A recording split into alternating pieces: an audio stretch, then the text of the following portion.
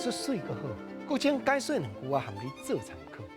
解说，解文说理。好朋友，古请招你探讨，来讲一个咱家里地出名的文学家，日本时代咸丰地带文学的头头吴新阳先生，在228事件发生的时阵，落狱狱中所写的汉诗五言绝句。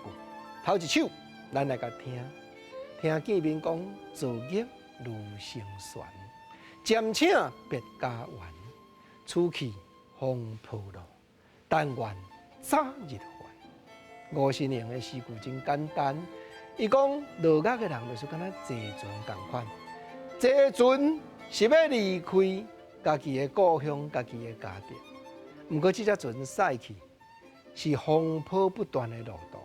茫讲会当早一日倒转来，敢无影？迄个时阵，228事件发生，事实吴新阳是走过手，也毋过因老爸吴宣草先生已经互掠去啊。伊决心面对这个政府，宣布讲，什么人若来办理自新，过去一切无计较。伊讲我要来甲试一个检证咧，政府所讲有影也无影，竟然去自首。所以头尾冤仔关几落百工，伊内底狱内写诗句咧讲心情。头拄啊，这首记载伫伊《经营回忆录》内底，狱中吟五言绝句。啊，搁另外一首哦，你甲听看卖哦。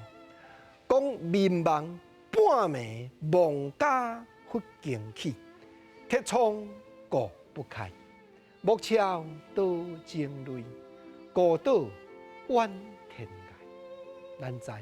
咱知影关伫笼仔内的人，上介惊就是寂寞无伴。高声头拄啊讲眠梦，半暝安尼梦着啥？梦着我迄个幼婴仔出世无几岁，红红幼幼，爸爸即马抱袂着。吴新阳一家吼，到伊出狱了后，拢伫家里地咧开病院，咧照顾咱遮乡亲的健康。伊梦中迄个幼婴仔，甲即马也阁是家里病院的院长啦吼。当然，这是插花啊啦。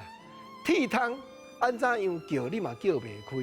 袂输敢若隔一堵壁，恁有自由，我无自由的人，只笑天涯。所以伫狱内的心情虽然简简单单4句20字，毋过真正表明一个少年家为国为家，望讲会当早日得到自由的心情。